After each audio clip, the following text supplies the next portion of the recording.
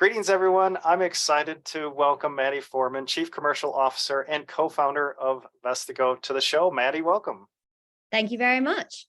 Well, it's great to have you here. Let's dive right in and tell us a little bit about your background.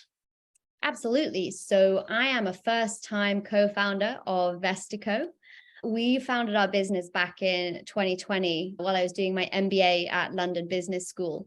So my experience is very much in the academic background.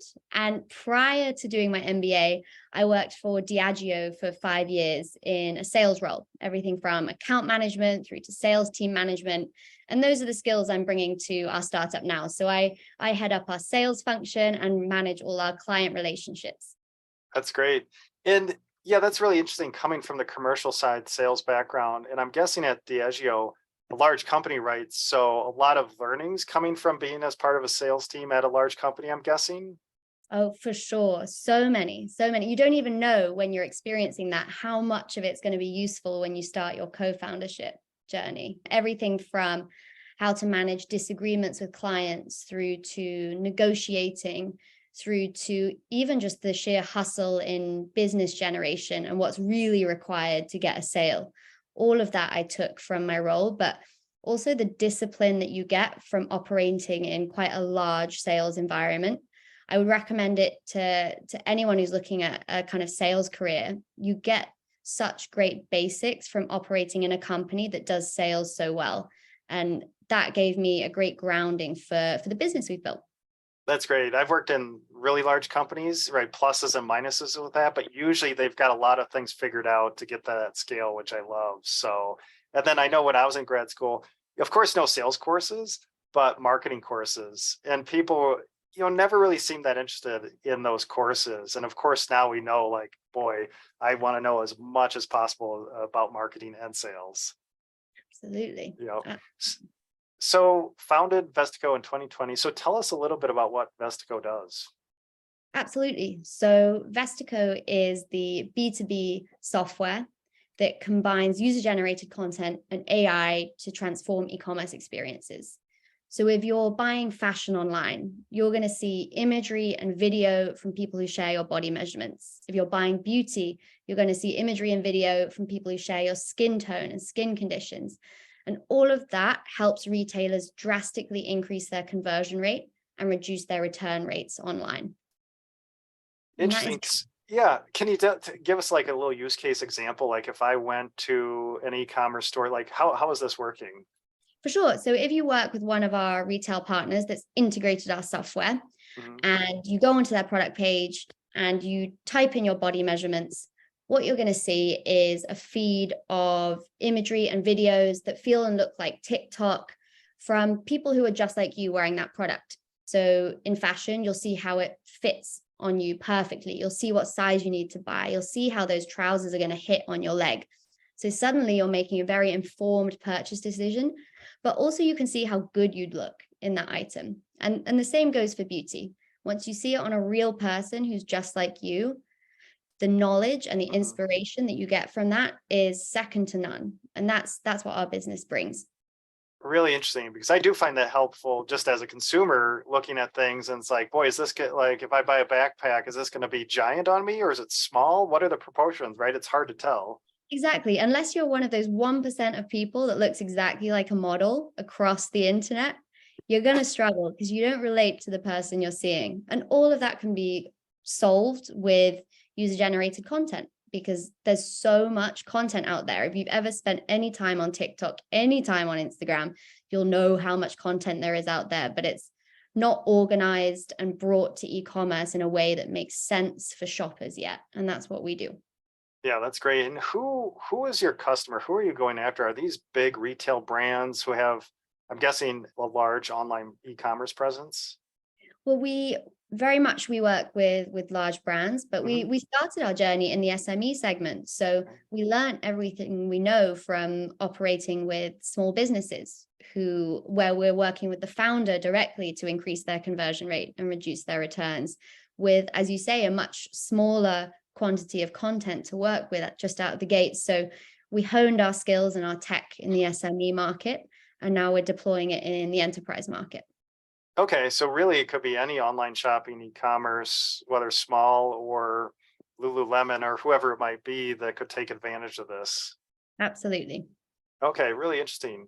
And so you said you founded your company in 2020 and you have one co-founder, a couple co-founders? So I've got two fantastic co-founders. I've got Maia, who's ex-Yelp, who I met on my MBA, who brought me into Vestico. And she's our CEO and manages everything from product to marketing through to all the jobs that a CEO has to do.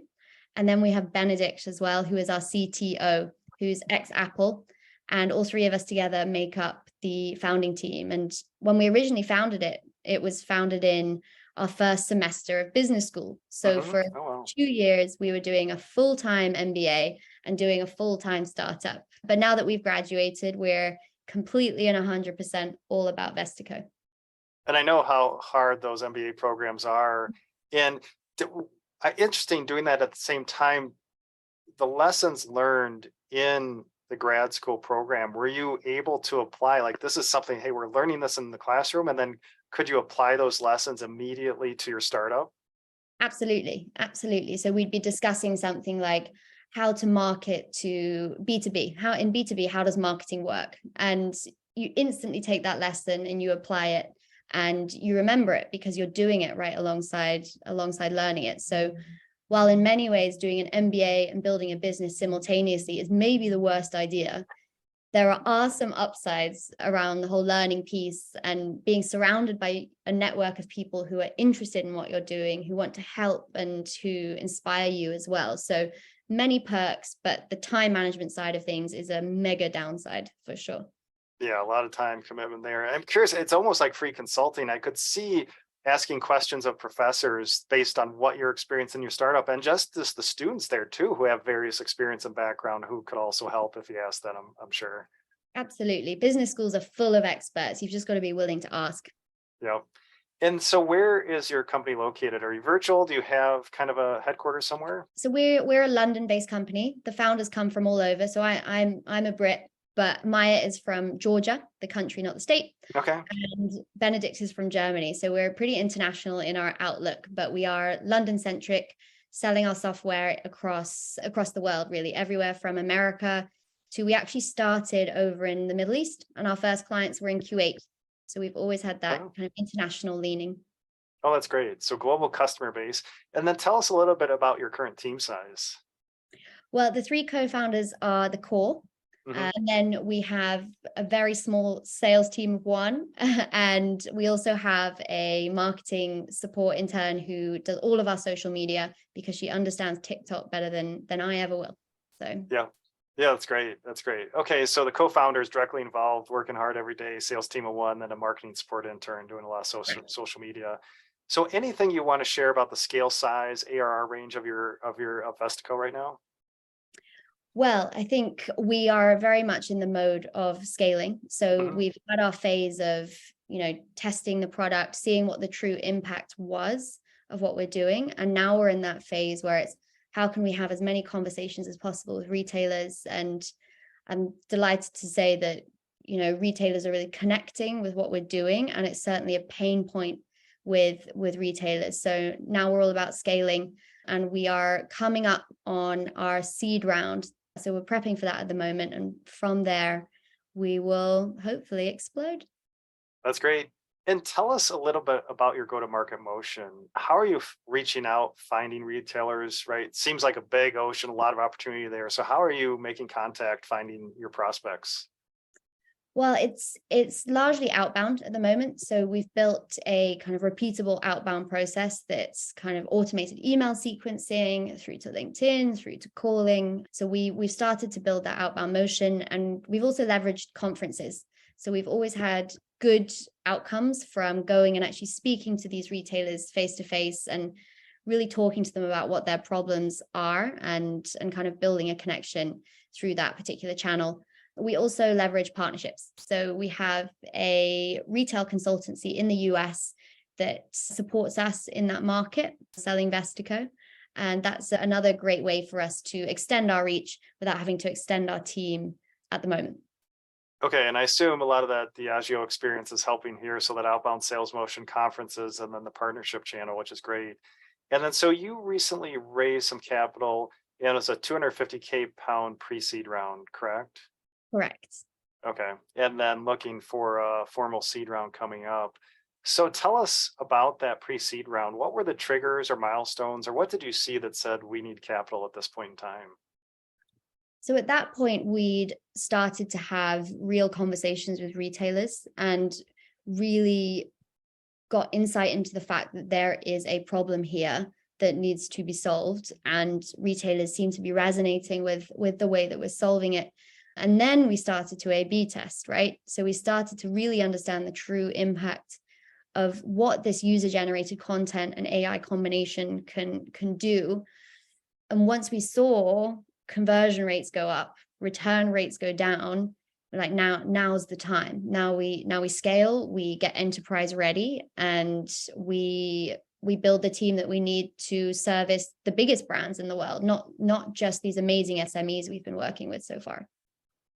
Love that insight. So you're having those conversations with the retailers, obviously a problem there, but you saw some data, some customer usage of the product, like you said, where conversion rates are going up, returns going down. So you see a little bit of, I don't know, just like ROI in the product. And then you say, hey, we have some product market fit here. Now it's time to scale more. Absolutely. Absolutely. So we had what we needed to know that we were really onto something, and that enterprise retailers would benefit from what we were offering. And as you know, when it comes to enterprise, you need to be ready, right? You don't mess around with brands' tech stack without being truly ready. So that's what we invested our time and money in. And I'm curious, going after retailers, small and large, who do you reach out to? What's that title, that persona within these retail brands that you're reaching out to generate interest? Is it someone who's managing their online e-commerce shop, their CTO, someone in sales and marketing? Who do you reach out to? It's a great question, and it's quite varied. So the beauty of this user-generated content is that it touches so many departments, and that it can have such a broad-ranging impact. So yes, it solves conversion and returns, and that's probably the domain of the e-commerce director, the digital director, because it's getting their website to be performing at a higher rate. But it's also bringing the community into the e-commerce experience. So increasing that lifetime value, bringing new people into the brand. And that's really the domain of marketing. And then on the back end, you've got all these great analytics showing you who your customers are, who are these people putting in their body measurements, what is your standard body type of your shopper, and that impacts design. So once you get this content and AI engine going, the impact is broad. So my job is just to find the person in the company who has the biggest pain point that we can help with, and then show the other divisions how we can support them too. Okay, really interesting. So is that a multiple, I guess, sign-offs, like a couple departments usually have to sign off then to bring your tech in? That is the flip side, yes. Yeah, So you have to manage multiple stakeholders, but what we've seen is that it means that you get a lot of momentum behind your POCs, your pilots, because everybody's interested in what you're doing, because it's going to impact them in some way. So once you build that positive momentum, there a lot of great things start to happen and things can move fast. Yeah, really interesting. And as we wrap up here, Maddie, really interesting insight and experiences so far. Any lessons learned in that pre-seed round stage that you could share with other SaaS founders who are looking to go out to get a pre-seed round?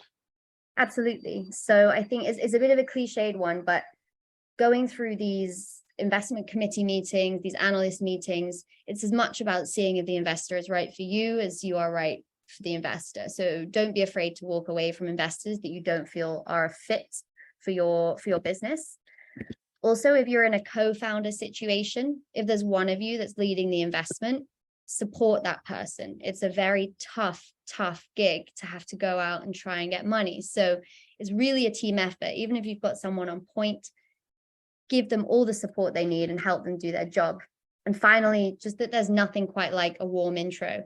Warm intros are so powerful, but the industry obviously needs to be very conscious of the fact that that can generate a certain bias, a certain exclusivity.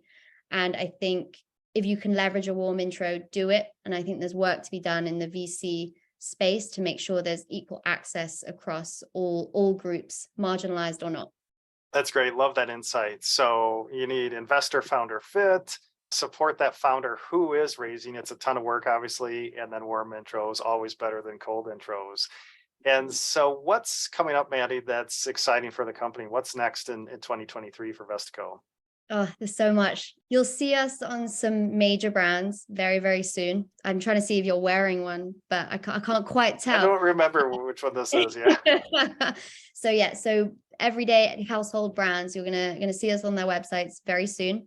We are also launching our seed round as well. So lots to look forward to. We've just launched our beauty product properly in the market as well.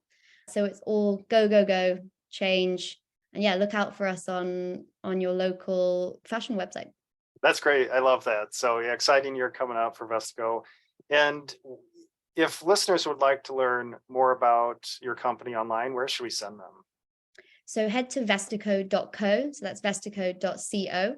We also have a very active TikTok and Instagram where you can see how we work in amazing short format videos and see all other kinds of great content, fashion, beauty, inclusivity, all of it.